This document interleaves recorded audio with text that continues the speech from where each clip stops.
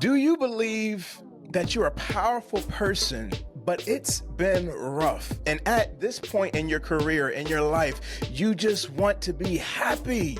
Have you been feeling overwhelmed, like your boundaries are slipping and your goals aren't aligned with your values or your voice? If any of that resonates, then tell the family to hold your calls and block off the next 45 minutes and lock in, because this episode might just be the shift that you have been waiting for. What's good, Elevation Nation, and welcome to the Elevate It podcast, where it stands for your inner tugging, that divine pull within that guides us in self-awareness and relationships and spiritual unfolding through inner work. I am your host, Christian F. Johnson. Now let's go. Listen, today's guest doesn't do life in sprints. She actually runs marathons. Literally, y'all. I'm telling you, right? She is a self-trained sports enthusiast who has run over 200 half marathons in the past 7 years. Catch up, y'all, okay?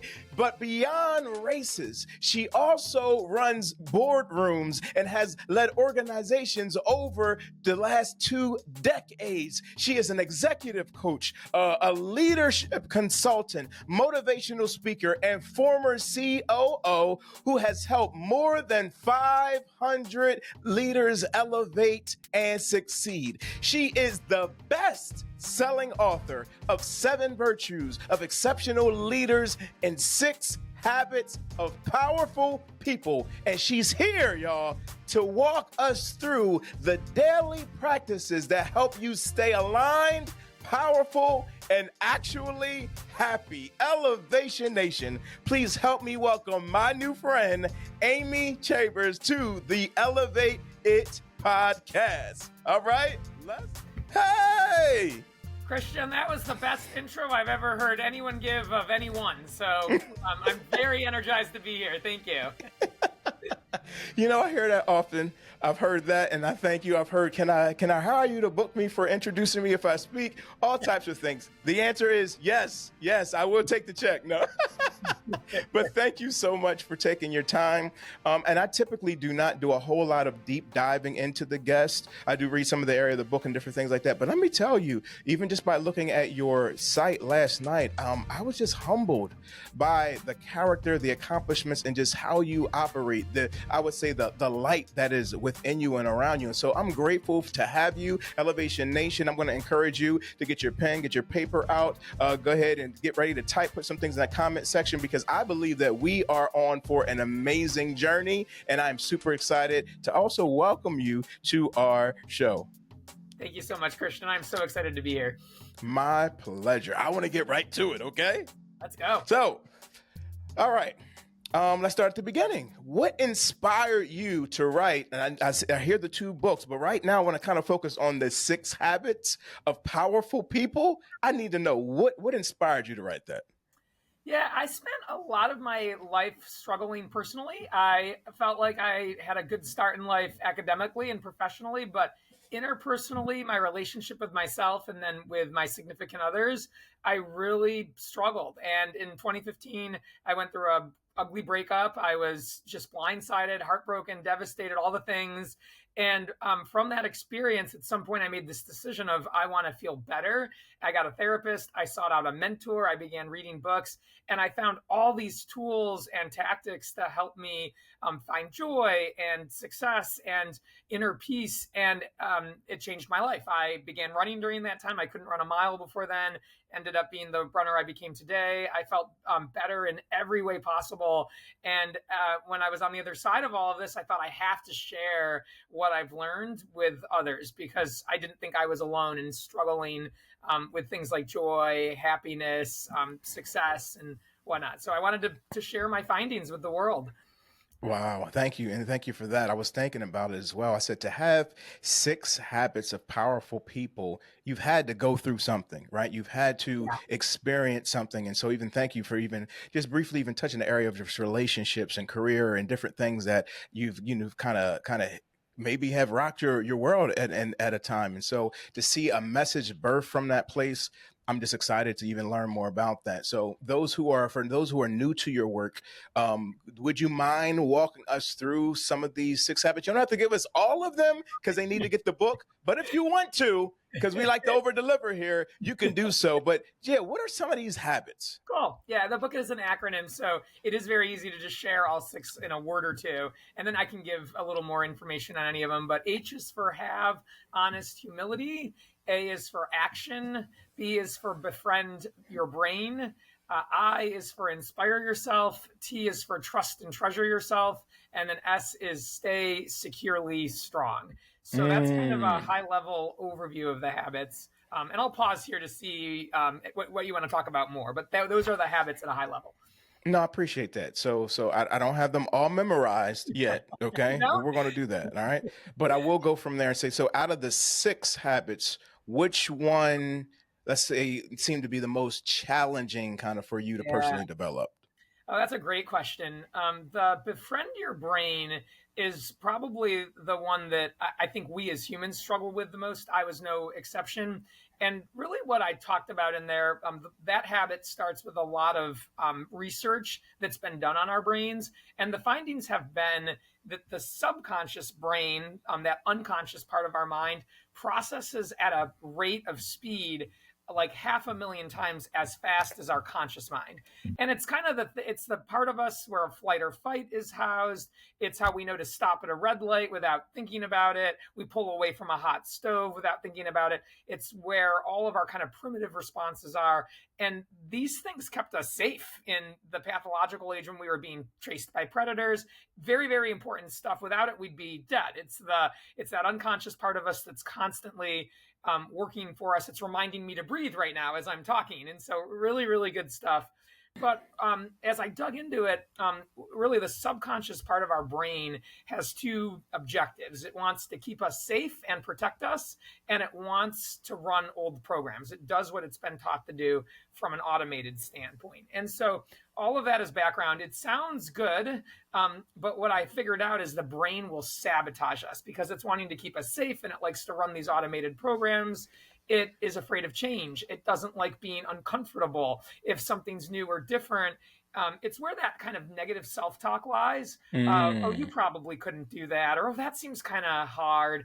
Ooh, maybe you better just kind of stay where you are and keep life as it is.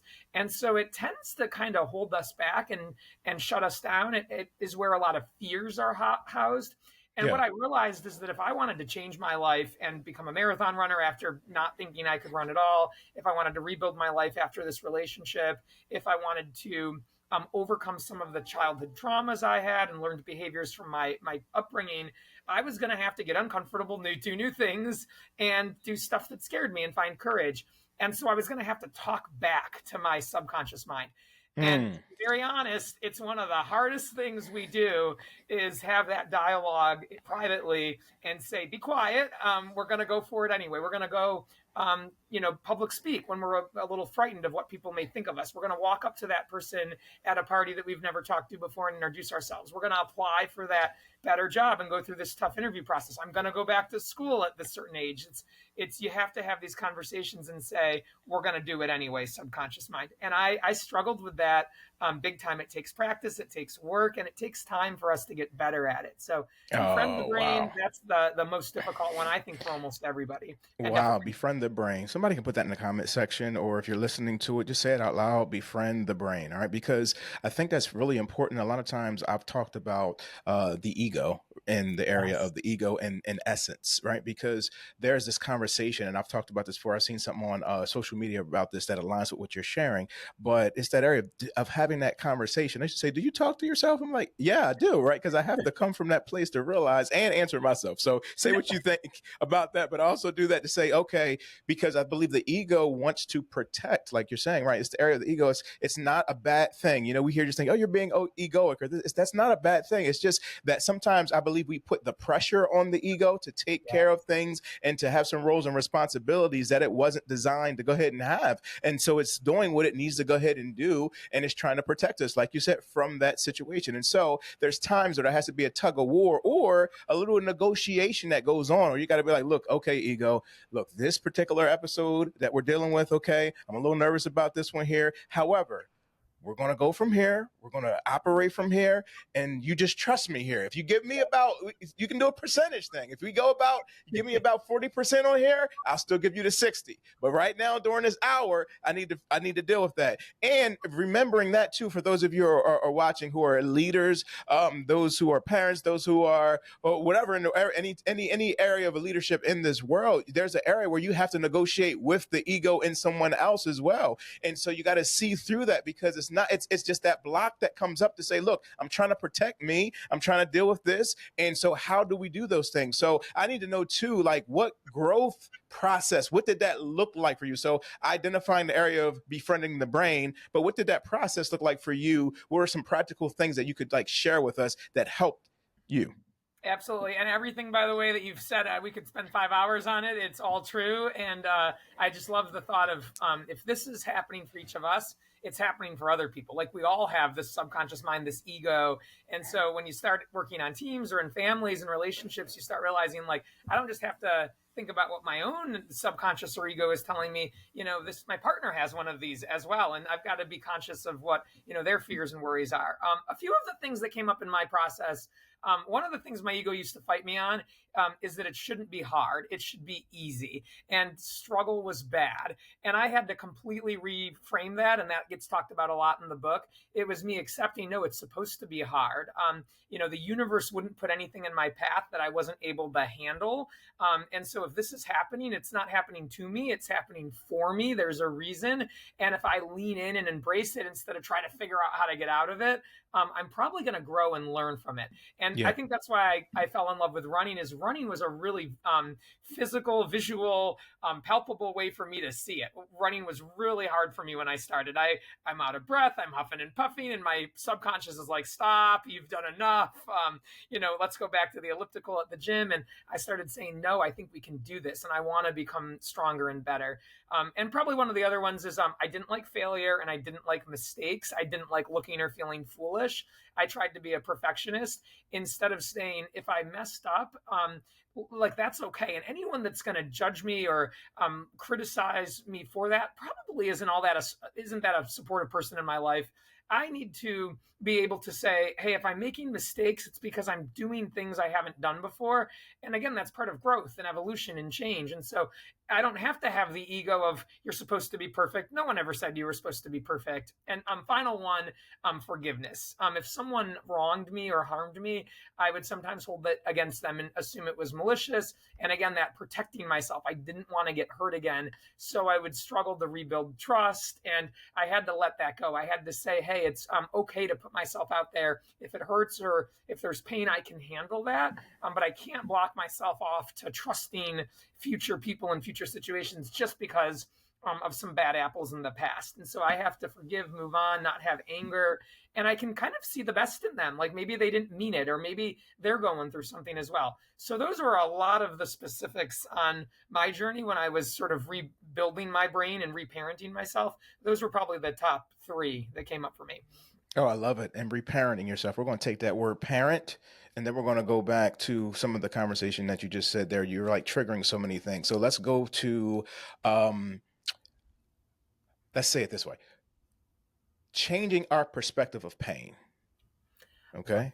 So because, and I did a speech about this about 2 weeks ago. And so the situation for me was, it's kind of funny. So we have a black lab. It's my first son. His name is Jace. Okay.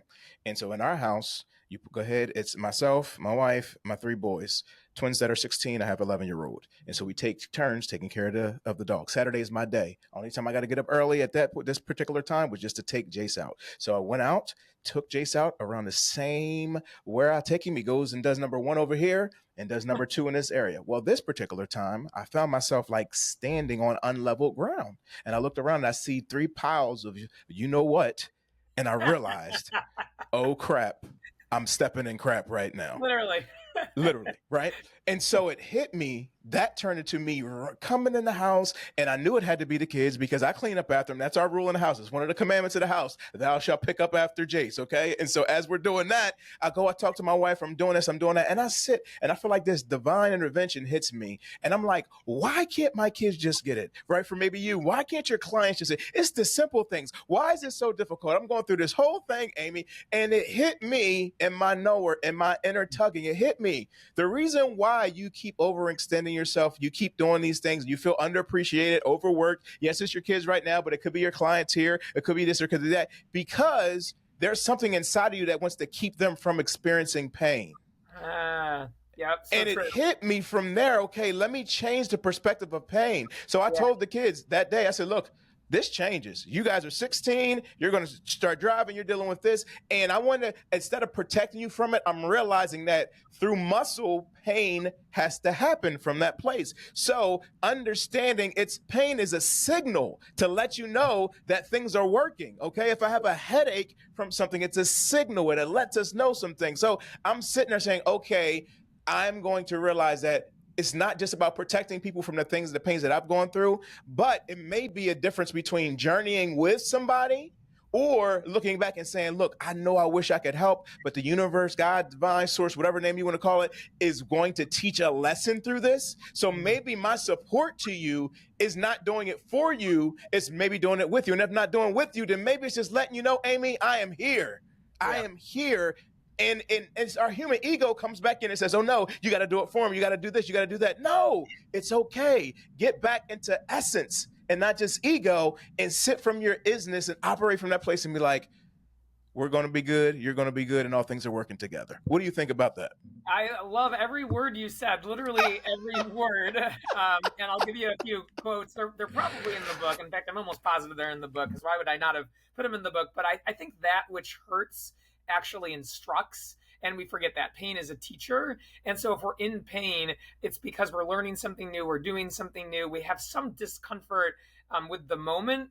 Maybe it's not what we expected, but almost always those are the moments that strengthen us, challenge us, stretch us, grow us. Another quote, and this I do know is in the book, that pain is inevitable, but suffering is optional. Suffering is a choice.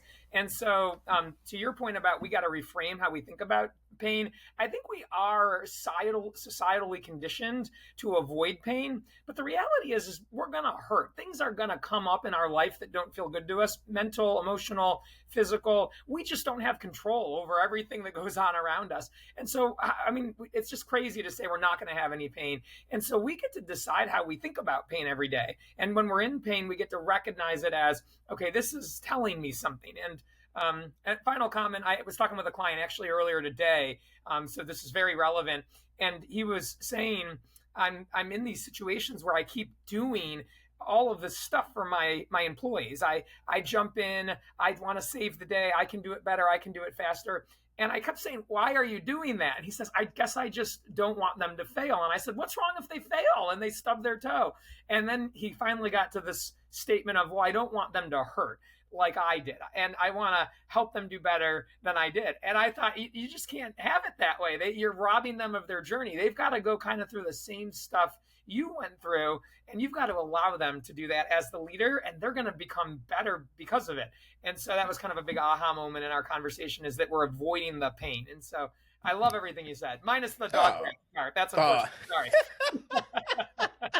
We could have done without that, but but it was a teacher, okay? Yeah. It was a teacher, and so I embraced that from there. And so, look, Elevation Nation, if you're you're hearing this, Amy said that pain is inevitable, but suffering, that's optional even for us, right? And so write that down, put that in the comment section. That's something to go back to. Maybe that's your word of the day or your phrase to help you stay aligned, to help you stay centered in this time, to realize, okay, this pain may be a part of the process, but right now where I'm at, okay, I can choose that I have a perspective and I can shift this. Oh, I'm going to suffer in this. Woe is me. I'm going through this. I'm going through that. Listen, newsflash, everybody's going through something, okay? It may not be finances. It may not be health. It may be something else. Everybody has something. And that's not to discount it. We honor where you're going through. But everybody has to kind of elevate beyond the natural or earthly situation. And you always have the option to transcend back to your essence and be at that place to say, you know what?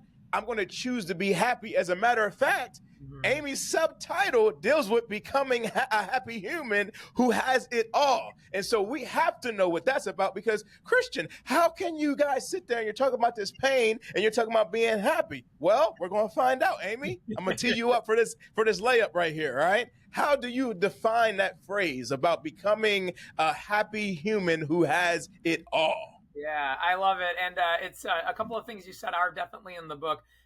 There are sections of the book that get into this belief that basically everything in life is a choice.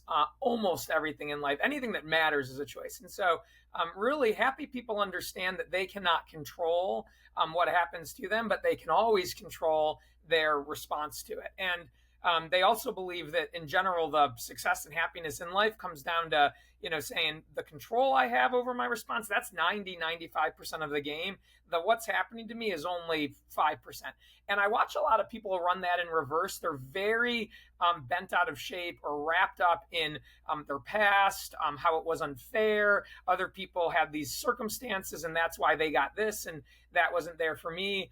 They want to talk a lot about fairness. Life really isn't always fair. And so what we can do if we want to be happy is we say, I don't spend time thinking about things I can't control. I spend time thinking about the things I can control. And then I figure out what I'm going to do next. I don't like something that happened to me, or I didn't have this great start in life with, an awesome family with lots of money. And I was like absolutely going to college. I can still overcome those things, but spending time today, continually giving them my energy, that's a way to lead to a lot of unhappiness. And I think other things that really have to do with this happiness part of the equation, comparison is the thief of joy. A lot of people spend time focusing energy outward and externally.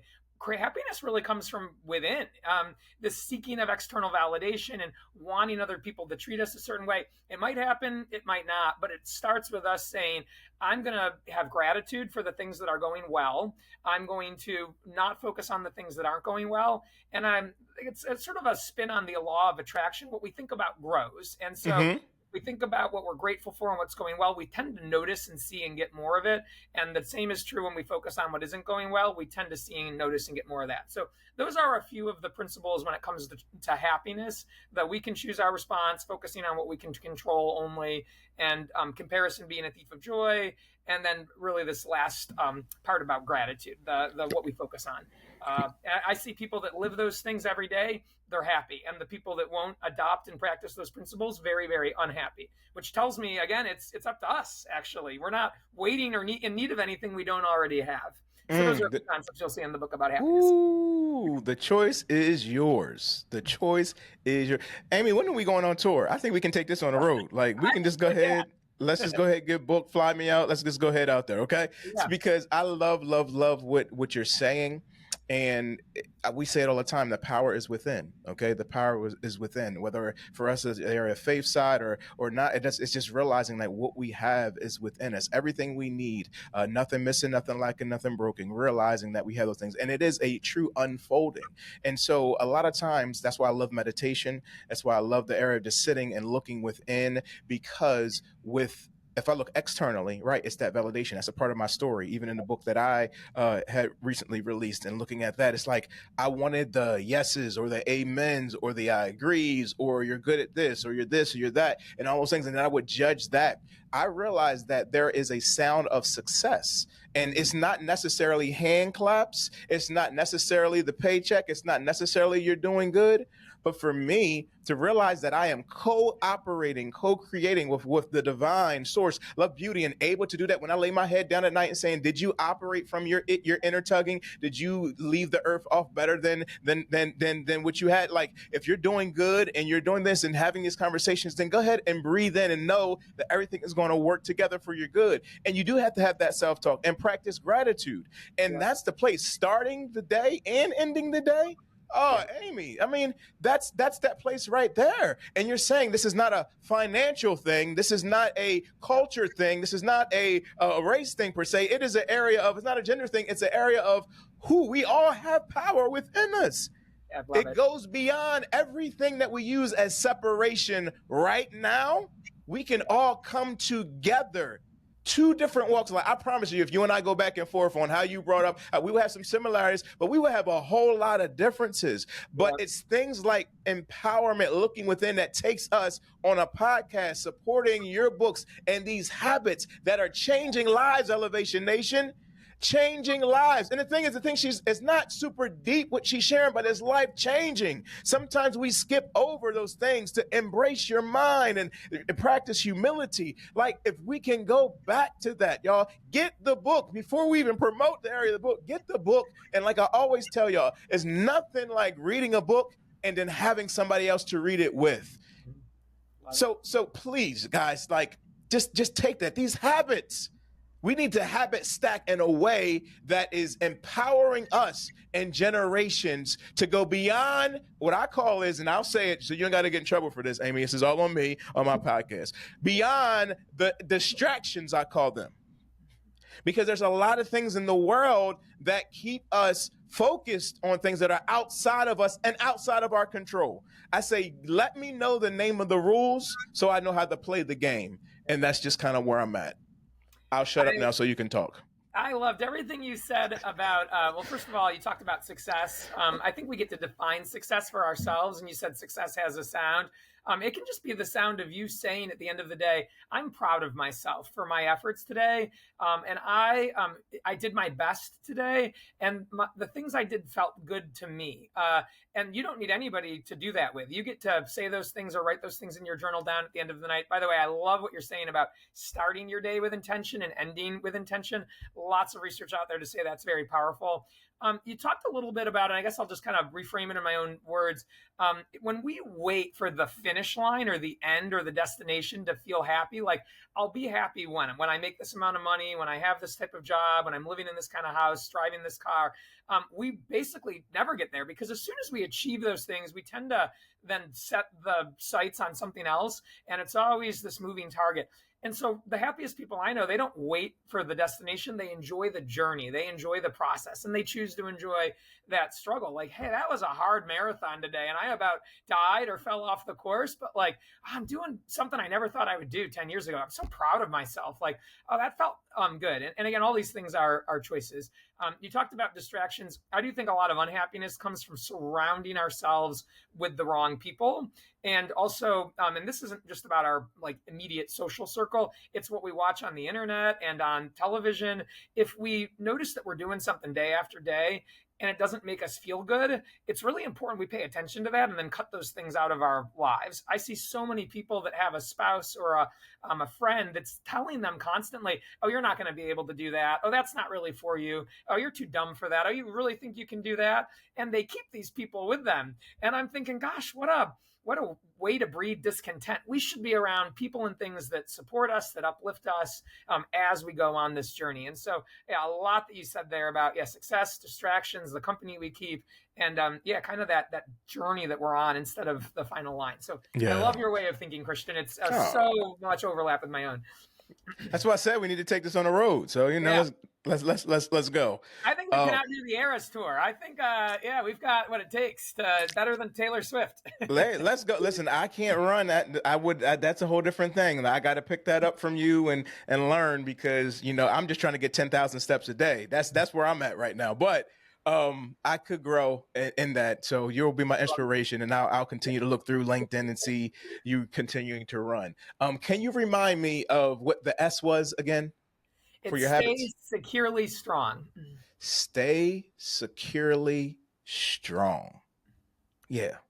Can we sit with that just a little bit? Like, can you give me a little bit about staying securely strong? Yeah, I was alluding to it actually in just my last couple of comments, and so great segue. This is the last habit, and it actually starts talking about You are on your way, you're making progress, you are practicing some of these principles, doing some of the things in the previous habits. There are going to be people and things that are going to try to knock you down, and you're going to start having thoughts at times of like, am I doing the right thing? And you have to stay true to yourself. You have to follow your heart, and you have to, stand tall and proud and say, like, I'm not going back. I'm in the tunnel. I'm not to the other side yet, but I am going to keep moving forward. And so, I guess as an example for myself, I learned a lot of these concepts about, hey, I get to define success, not my parents. They wanted me to be the CEO of a financial services company. Turns out that's actually not what I want to do. I'm going to start on my own. I'm going to write books, start my own shop. I'm going to quit my job. I'm going to become unemployed. And, that was really, really difficult. I am going to start running, and now I've done 5Ks, 10Ks. I want to run that first marathon. I'm going to use these things I know. My parents, they love me very much, but they want to try to keep me safe and protect me. They were like, can you get your job back? You quit your job? Like, you're going to start your own business? Isn't that going to be really hard? Like, you got to go back. And it was like, well, I just quit. So if I wanted the job back, I probably wouldn't have left it. It's going to be okay. A good friend of mine, are you sure you're ready for a marathon? I mean, that's probably a really good way to get injured. You only started running in the last year. I know you're running like 6 or 8 miles, but a marathon is 26. Like that just seems too much for you. And so I had to stay securely strong in saying, I'm going to stay the course, even in these tough conversations. And then I start, the business, and it doesn't come as easily as I thought I would. It's difficult finding clients. It's difficult starting all over and doing something new. And so there's all these thoughts of like, turn back, go back to the way it was. Staying securely strong is about saying, I'm not going to do it. I'm going to press forward, even in the face of opposition, adversity, and challenge. And that sometimes can be difficult. I think a lot of us do start, we get on the diet, we're eating healthy, and then we like fall off the wagon, and we go back to who we were. And it's hard to kind of say, I can't see the ultimate rewards yet, and I'm in it, and I'm doing the work, and I'm developing the discipline, but like the spoils of my hard work aren't quite here yet. You have to hang in through sometimes a very long period before you see, you reap kind of like what you were sowing. It's the harvest. You plant your crops, and then they don't blossom the next day. Sometimes it's 9 months before you see and you got to water them and go through all the steps. It's exactly that principle that's in Stay Secure and Strong. Oh yeah. So I'm gonna give you another alley-oop. So go with me a little bit, okay? I'm gonna set you up with a nice one here. So I hear what you're saying, and I love it. And Elevation, you love it as well. You can let us know you love it by the area of you liking, commenting, and subscribing even to the Elevated Podcast now, and as well as some other things we're going to ask you to do. But right now, you're listening, you're hearing, you're saying, look, staying securely strong. It sounds good. It makes sense. But how do I do this? I'm dealing with the parents. I'm dealing with the relationship. Maybe I have a spouse or a partner who I have this big dream. I've been sharing this dream, and I feel like I'm getting shot down pertaining to this thing. And I really want to go ahead and do this. So how can I stay strong, securely strong? How can I continue to be at this place when maybe I'm the only one who really believes in this vision, in this tug, in this place? How, Amy? How? What can I do? What did you do to go ahead and stay strong in the midst of all the situations that you've gone through? I'll give you a very actionable thing that your listeners can do. And it's something I actually have clients do at the very beginning of when they work with me. Having a vision statement and knowing what your core values are and writing them out on paper, in my mind, is the first step. And so I did this many years ago. I created a vision for my life and core values. And I guess just core values, it's maybe an easier thing to focus on or dissect right here in the moment. So some of mine were authenticity, curiosity, growth and learning, courage. And what I realized in some of these decision moments, should I stay in the job that I've had for a long time? It's comfortable, it's safe, it's paying well, I like it, nothing's wrong with it. But I have this just crazy dream of the stuff I wanted to do. I realized at some point I was going to be out of alignment with my own core values and my vision statement if I didn't go. And there's a lot of times on just day-to-day stuff. For example, marathon running, very important to me. I'm always trying to train for something. I get invited to happy hours a lot. These events where just basically everyone drinks and eats whatever they want and gets home late. My sleep's disrupted for the next day. I didn't have time to work on my book. I had to practice this art of setting boundaries and saying no because, and I guess the way to word it, Stephen Covey said this. If you're familiar with him, he's the author of 7 Habits of Highly Effective People. Lots of information out there from the Franklin Covey Foundation. He said it when he was alive that it's easier to say no when you have a greater yes in mind. And so having this vision statement and these core values, that was my greater yes. And so I would basically end up saying, it's hard to say no to friends that want to do the happy hour. And it's easier to stay at like a job or in these bad situations that you've always had. But if you have a vision statement or a core value statement to anchor yourself to, and you put it in a place you can see it, it's on your mirror, it's on your desk, or it's on the back of a closet door where you get ready every day, and you're rereading it over and over again, at some point that becomes the greater yes. And you have to say to your friend, I'm very sorry I'm not able to join you for happy hour today because I have a long run scheduled tomorrow and it's already on my calendar. And I love happy hour. It's fun. I can do it once a week, but I can't do it every other day because it's conflicting with something that I've said is more important to me. Or you say, I'm a courageous person. I'm supposed to be a curious person. I'm a person that I said I would take on challenges and be authentic. If I don't make this decision, I'm not able to say I'm those things. What would a courageous person do? What would an authentic person do? They wouldn't gossip about their friends. They wouldn't, bail on the plan that they had made for their health and fitness. So a vision statement really tells us where we want to end up in life. The core values are how we live our life day by day. And I've got those 2 documents. They're kind of around this corner here. I walk by them multiple times a day, and I'm always glancing at them. And so I guess the goal, once you have them, is to say, okay, now that I know what they are, I've got to commit myself to making choices that put me in accordance with them. And so for people that don't have this, core values, a vision statement, it's way easier to get knocked off track. You're kind of billowing in the wind as opposed to, again, I'm anchored to something. And if I'm going to turn someone down, or if I'm going to think about, is this a good idea or not? I have kind of a framework sort of to put those questions through. So I would tell all of your listeners that are struggling with discipline or changing habits or deciding what they want is to start there. Think into the future. Where do I want to be in 10 years? What would I want people to say about me at my celebration of life or my memorial service? Am I living in accordance where they could say those things? If the answer is no, there's your starting point. It's probably why in part people put pictures of skinny models on their refrigerators.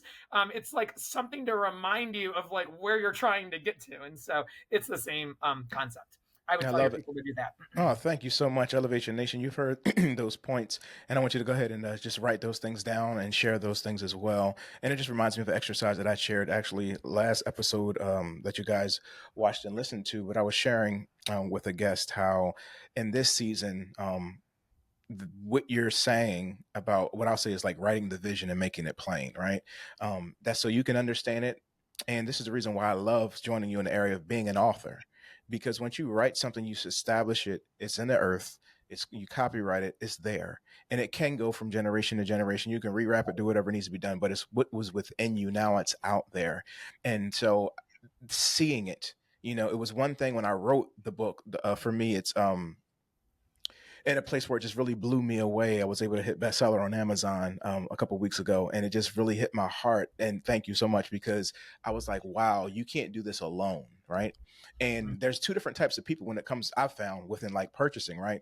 Where you have the supporters, and Amy, like we can write a book on how to flip a coin and land heads every time. And the supporters, they will get the book because they just love Amy. They love Christian, they'll do. But then when you have that target audience, it's that posture in that place where it has to be a relationship that's being built. And that's what's even happening now, right? They get to understand who Amy is and who Christian is. And they'll say, okay, maybe I like that podcast, I'll subscribe. Or maybe I like those principles. Let me go ahead and see what else Amy has. And that's that area where we're continuing to move forward within those things. So we have to realize, we have to recognize our essence. We have to recognize who we are, what we have, and realize that we need each other to really move forward. It's a puzzle piece type of game. And you have a piece, Amy, that I don't have. But I have access to it. And so if I lean into where you are and you're leaning to where I am, and we can come together, we can really see that this vision can come to pass. Not any vision that's been written have I seen that only one person, I don't even know anybody self-made anything. I've never seen anybody who's done it. I do a lot of the editing and different things myself, but there's still a platform that I use. There's still social media that I'm dealing with. There's a platform where we're doing now, and somebody else built that. So even the pen, the paper, somebody else. So we have to, I'm inviting us, stop being on the island, embrace, be divinely connected, open your mouth, take the meetings, talk, Yep. and just connect in that place. And I hear some of you guys as well, and I'll go and I'll address this because I hear you. You know, you guys know I can read minds a little bit. Okay, so coming from this area, I know where you what you're saying, Christian. What you're not saying is Amy quit her job. She's doing business. You did. I know your story, Christian, but nobody's talking about the financial part. Nobody's dealing with that. It can be hard. You're talking about it being hard, but you can't just start this. I have kids. I have this. I have that. I understand. I hear what you're saying, but you've heard it from my mouth many times, so I won't say it. I'll have Amy speak to this particular situation. On the financial journey, when it comes to you truly operating from this posture and this place, does the universe supply? Yeah, there's a poem, and I can't remember her first name, but the last name is Rittenhouse, and the poem sort of goes, it said, like it's, I guess I can't think of the name of the poem, but it basically says, I went through life, basically asking life for a penny, and that's what life gave me, and I only realized on my deathbed that, life would have given me whatever I asked it for. So if I had asked it for $1 million, it would have given me $1 million. There's stories out there from a financial standpoint of, I don't know if it's Jim Carrey or Robert De Niro or maybe it's Steve Harvey, but some of these individuals went through lousy periods where they were almost bankrupt, sleeping in their cars, down to their last, $100, and they just continued to believe. And it's Henry Ford kind of has this, whether you think you can or think you can't, either way, you're right. I really do believe in an abundance mindset. If you believe in your dreams, your talents, your capabilities, and to your point earlier around success is not a team activity. It's not an individual support. It is a team activity. And so I'm going to meet the people and make the connections, and I'm going to surround myself with good people. I truly do believe life will answer. It's been amazing, just even with some of my clients, to see sort of the scarcity mindset they have of, I better not ask for more. I could never go up for that promotion, or I don't really have what it takes. I don't even have a college degree. They're not going to want me. But then the person gets aligned with the right mentors, or maybe, goes to a lunch or invites themselves to something and gets to know the right people. And a year later, they are that right person. They are the one being tapped to take on more responsibility. And so I guess I think it comes down to our belief. We don't, hey, I'll see it when I believe it. It's not really like that. We get to see what we chose to believe. And if we, again, we're resourceful, we don't try to do it on an island. There's people around us that have things we lack, information, tools, ideas, past experience, wisdom. If we're willing to pull from that, we can almost always find a way through once we decide. I think Jim Carrey talked about, I wrote myself $1 million check, which I was in no way able to cash. But then a few years after I wrote it, around like the 3-year anniversary, I was able to cash that check. And I put it out there in the universe as I'm just going to carry this check to myself around in my wallet to remind myself that I believe one day I'll be able to cash that check. And so it starts with the belief, starts with the resourcefulness. I do think it's tough to sometimes see it. It's like if you're in a situation and financially you're not where you want to be and you're struggling, it's hard to kind of imagine this day where things are going to look a lot different. But you don't get different results by doing the same things.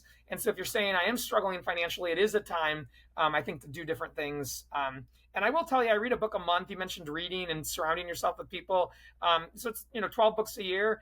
Maybe not that much. It's really not that much reading a day to get through a book in an entire month. But over the course of the last 8 years, I've read 96 books. And it's amazing. So much of who I am today and what I figured out came from books I've read. It was other people have already found a way to do it. I think Will Smith says that the 2 keys to life are running and reading. So I can't help but, make a plug for running. Will says running is because there's this voice that talks to you when you run and says, stop, we've had enough. And if you learn to defeat that voice while running, you'll learn to defeat it everywhere else in your life too. But reading centuries of people that have come before us have had all the same problems we've had, and they all wrote, or many people wrote about it. And so there's nothing that you can be going through that someone hasn't already gone through and found solutions for. And so reading and running are kind of his two. This is how you make it in life. And I agree with all that. So I'm not sure if that quite answered your question, but those are some of my thoughts on the team environment, resourcefulness. You can't do it alone. You're not an island, but also changing, things financially, where it starts is in the brain. No, I love it. And thank you for sharing that. I'm going to say my last part, and then I'm going to kick it back to you for just a word of encouragement that you can leave us with. But I have two more R's for you, okay? Because I'm thinking about relationships and resonance is truly, I say, the new currency, okay? Because for the person that was looking and they're watching and say, well, what about the financial part and this and this, whatever? Like relationship and resonance, like think about that. Like, it's relationship. Okay, so if now think, okay, well, maybe you need to contact Amy. The universe will put things before you and you'll realize it was the relationship. It was spending 45 minutes in a podcast episode or doing this or doing that, or this person and sharing the vision and talking about those things, that relationship. And then now somebody resonates with what you're sharing. And that's the part that turns into the area of the currency. So I've realized that as I'm sitting, I used to think, okay, maybe it was the degrees or the lack of the degree, or maybe it was this. No, being who I truly am, authentically who I am, and people resonating with that and building relationship, it is the reason why I am. It's the reason why I get clients. It's the reason why that's what it is. It's harder for me. But this social media game of promotion is harder to me than actually doing the work of sitting down and learning somebody and dealing with that and really resonating and really caring. And so I want to share that with you, Elevation Nation. Truly care for your clients. Truly care for your customers. Truly care. And I talked about this in a post that I did on today. We released it. Was I went to look for a Mercedes-Benz GLS 450, a car that I really like. But when I came to the point, I didn't need convincing on the car. I wanted to buy from a person. It was a connection. It was resonance and relationship. Because what they don't know is if you get me, you get my wife and my 16-year-old kids and everything else. So it behooves you to build the relationship. You never know who you're connected to, and you don't know what somebody will become. And not that you want to be manipulative, but you want to really resonate. So if you just stay with being who you are, take these 6 habits. They help us stay aligned. We got to humble ourselves. We got to be at this place where we're doing the inner work, the self-talk, making sure that we're having our heart posture lined. Doing that, I call that inner washing. We wash our outside body, but are we washing our inner body, right? So sometimes you got to detox from those stinking thinking. You got to detox from a lot of the situations. And sometimes it's your family and your extended friends. Some of you might need to just change your number in this season and just say, look, I've done what I needed to do. It's a new season. It's a new number. It's a new me and new opportunities. Write the vision down. Like Amy told us, make sure that we have it before our face. Put it in our offices. Put it in the car. Put it as a reminder. Set yourself a gratitude alarm. Well, what's that going on at 12 o'clock? Oh, that's just a reminder for me to be grateful. What do you need to be grateful for? Because I have breath in my body. I have clothes on my back. I'm in a place where I can put a smile on my face. And because of that, watch what opens up for you. So we'll end this segment by looking at the area of something that you can leave us with, Amy, that hits your heart and your mind, that we can take with us throughout the rest of this week. Talk to me. Yeah, and I thought of this because of what you just said. And so I'll quickly share it, and then I'll give you the thing I was planning to share. I noticed in my own life and in so many other people that I've led and interacted with, the moment they stopped focusing on what they were getting, but rather what they could give, and they stopped thinking about what am I in receipt of, but how do I help? How do I serve? How do I just do my best to make the world a better place? Everything changed. For myself personally, I was wanting to make more money, get promoted, and it just kind of wasn't happening. And at some point, I just decided to stop focusing on that. And instead, I really cared about my people that I was leading. And all of my thoughts went around, how do I help them become better and stronger and happier? That was the moment that all of a sudden the powers that be in my job started calling me a great leader and actually giving me opportunities to move up. It was when I stopped trying to move up, but I just started doing the right thing. The one thing I would like to leave you with, or what I was planning to leave you with, is so many people tell me that they don't have time. Time is not made, or time is not found. Time is made. We decide what we're going to make time for. And so people saying, I don't have time to read a book. I don't have time to make a vision statement. I don't have time to think about my core values. It's a choice. And if there's one specific tangible thing that really changes people's lives, it's when they, at the start of every single week, Monday morning, Sunday night, they look at the week ahead and they say, what one or two things, if I did them, do I believe could possibly change my life the most and get me to where I want to go? And they give those things a space to live and breathe on their calendar, and then they adhere to them. They say, okay, I put that on Wednesday afternoon. It has to happen. If something really comes up that's an emergency, I'll move it. But they start from this place of being proactive instead of reactive. Their lives will absolutely change. Instead of I couldn't find time to do that, it's I'm making time to do just one or two things a week that I think would be highly impactful. Over 52 weeks in a year, people's lives look completely different. So those are kind of the two thoughts. I know you only asked for one, but start with others and what you can give instead of what you get, and manage your time at the start of each week. Most one or two important, impactful things, give them a place to go and make sure they get done. I think your listeners are all going to be phenomenally happy, successful, and powerful people. Oh, thank you so much. And we over deliver, so that's okay that you gave us two. Okay. Right. I appreciate it. Amy, where can we find you online? Where can we connect with your work, your sites? Give me your tags, and definitely let us know where we can go ahead and find and purchase the book. Yeah, great. So amymchambers.com is kind of a one-stop shop for lots of things. I do have both books on my website. If anyone wants to buy the Habits book, which we've talked about in great depth today, which I loved, Habits 15 will take 15% off the book. And if they want to read the book on leadership and leading others, Virtues 15 will take 15% off that book.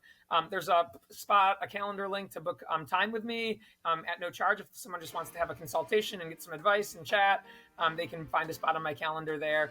And then I'm on most social medias, Instagram, YouTube, Facebook, LinkedIn, under Amy Chambers or Amy M. Chambers. And I guess I'll just share with you, on Tuesdays, I put out a Transformation Tuesday video every week on YouTube. It's lots and lots of the ideas that we talked about today. The videos are like 5 to 7 minutes long. So if someone's looking for a weekly jolt of inspiration or motivation, YouTube, and I sometimes will share those videos on LinkedIn and Instagram as well, but every week on YouTube on lots and lots of different topics, I share some thoughts on something. So yeah, lots of ways to get in touch with me, all the places. I love it. Please make sure I have those links. We'll make sure that they're in the show notes and the description so that we're able to go ahead and click. And Elevation Nation, as you know, okay, we follow through, we get the book, we move forward, and then we also are making sure that we're staying aligned. Again, we continually have people who are not just speaking it, they are living it, y'all. This isn't just a social media life where we're just going to put out there what's great and fancy and awesome. We're sharing these things. So whether it's been a struggle, whether it's been a strength, whether it's been a soul, something soulful or spiritual, we're aligned with that. So make sure that you are following Amy, and we'll make sure that we have those links in our description. Amy, thank you so much for sharing your wisdom, your journey, your transformational work with us and Elevation Nation. You are amazing, Elevation Nation.